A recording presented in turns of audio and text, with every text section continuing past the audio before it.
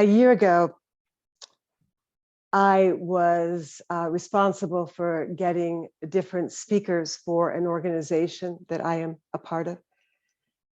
And I was told about a man who was an alumnus and director of a program called RTA, Rehabilitation Through the Arts.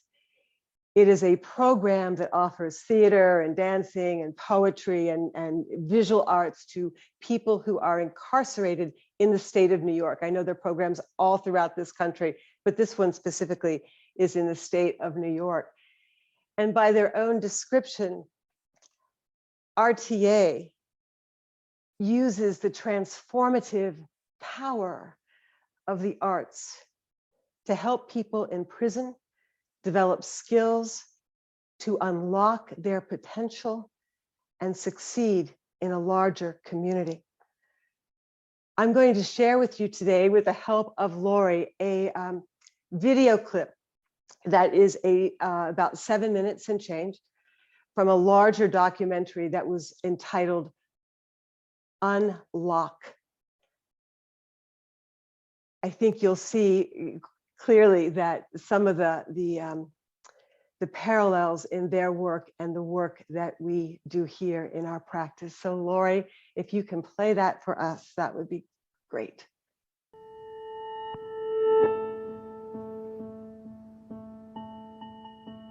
I'm born and raised in Queens. I come from a working class in Queens. I grew up on Long Island, and I would say that I had a normal childhood. My mother, she worked at Cross County Hospital, and she used to put in very long hours. And so it was just me and my brother's home, and I became the father, big brother, you know, and providing for my brothers became like a everyday thing. I drifted towards the streets. I became a major drug trafficker at a very young age. I was having some real family issues, children issues, work issues, and had an emotional breakdown and committed a serious crime. I got incarcerated when I was very young. I was 17 years old. Got 7 years flat for manslaughter in the first degree.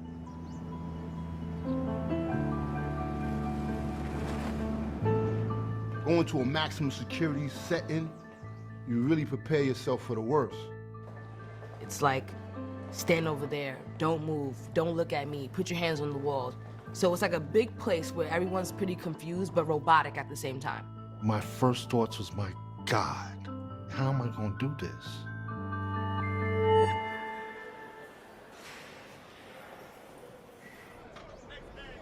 I was in Sing Sing Correctional Facility, I'm working out, and one of the guys, he says, listen, we're talking about putting together a theater program. I looked at him like, theater? We are in a maximum security facility, and you want me to run around and type something about to be or not to be? I said, bro, stop playing with me. At first, I was a little skeptical about it because they was asking me to do things that I wasn't comfortable doing, like taking the mask off my face, you know, and being me. I presented that hard front. So nah, I don't want to walk around acting silly, and I think everybody else is doing it is foolishness. And then one day I found myself acting silly and enjoying it. I remember first seeing a production in a chapel inside of Sing Sing Correctional Facility. I'm confused. How would you know where the men's hall was if it's not in this book? As I'm sitting there, I'm starting to recognize people. I said, hold on, I see this guy in the gym. I see this guy in the yard. These are prisoners up here. I said to myself that I have to be a part of this program. Did you assault Santiago with the intent of killing him? No, sir. When they said that I'm in their program, I literally started crying because I'm like, I think that this is gonna save my life.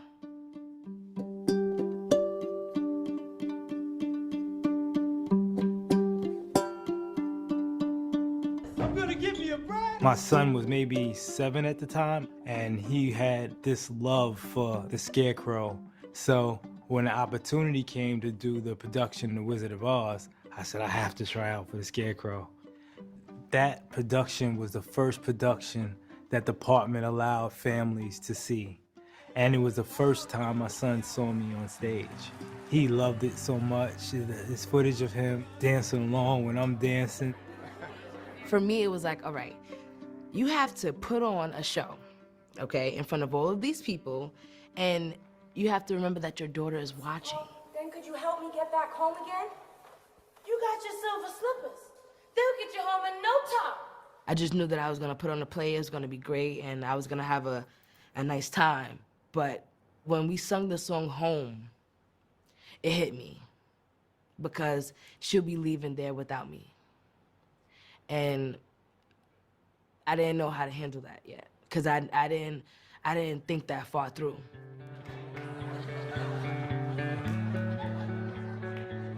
And RTA helped me get through the hardest and the most difficult time in prison, period.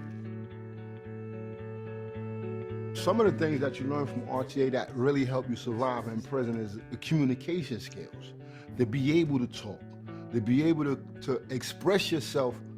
Because before I really got my vocabulary up, it seems like I only knew maybe 600 or 700 words, most. And once those run out, the next step is violence. But once I got involved, I'm able to express exactly what I'm saying. And I'm able to hear exactly what you're saying. And I noticed that I was getting in less arguments, less disagreements. I wasn't getting so frustrated anymore. Learning how to channel my energy and motivate myself. And I began working with people I never imagined I'll be side by side working with.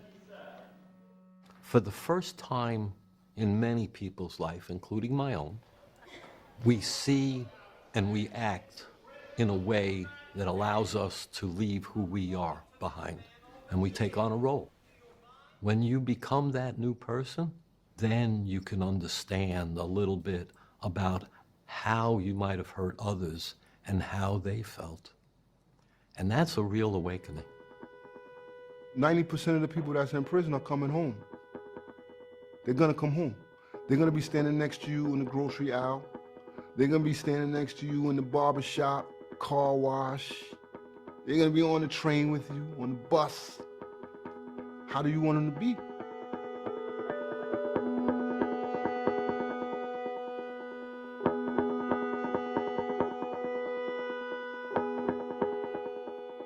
I can do this, like I can show people how I feel through art.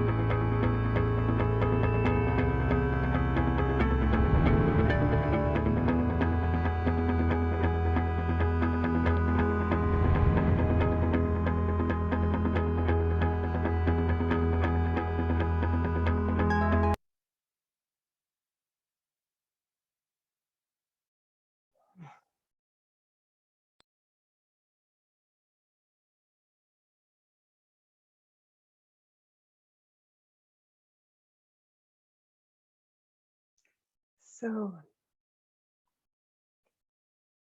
we hear them talk about their vulnerability in a place where it is dangerous to be vulnerable. And we hear them talk about their hesitation to appear silly or foolish. We hear them talk about the hesitation to lower the mask, to be real. We have some experience with this. And Brené Brown writes that vulnerability is the birthplace of love, belonging, joy, courage, creativity. It is the source of hope and empathy, accountability, authenticity. If we want greater clarity and purpose in our lives, more meaningful spiritual lives, vulnerability is the path. And one man spoke about his limited vocabulary and the impact that that had on his life. When we began these practices, many of us have had a limited vocabulary. So the joy of learning new ways to describe our experiences, the joy of becoming more skillful in our speech and in our ability to listen. And they share about their decision to engage and their process of engaging, whether they chose music or theater, visual arts, poetry. They stepped out of their everyday environment and stepped into an environment that was nurturing and safe. A refuge where they can take risks and learn and grow and be rewarded for courage and honesty. That's what we call a holding environment. We know that. Decision to engage in this program comes out of a yearning to tap into a fuller potential. And this clip, at least in my view, shows the joy that arose out of that choice. There are parts of us that are restrained and that we would love to release.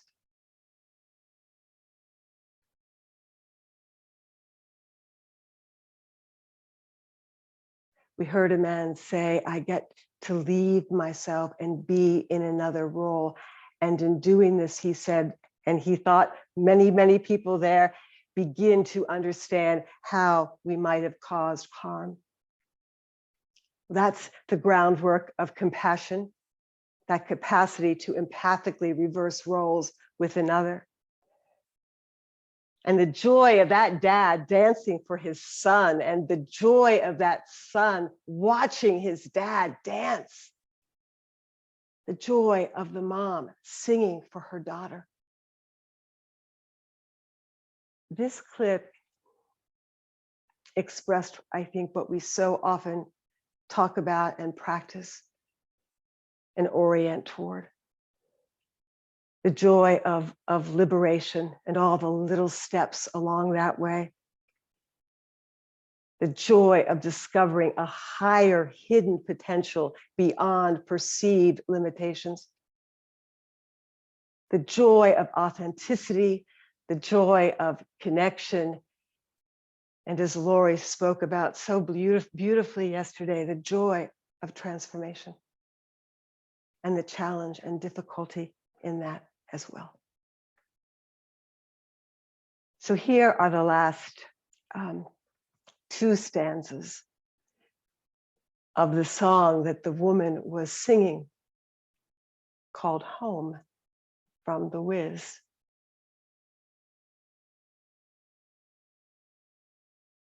Living here in this brand new world might be a fantasy, but it taught me to love.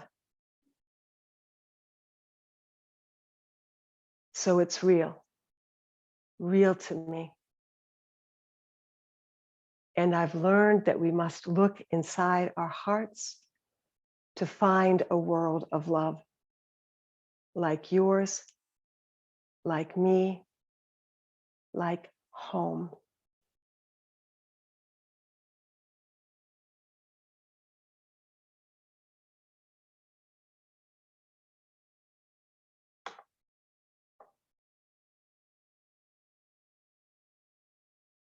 Thank you, everyone, for listening.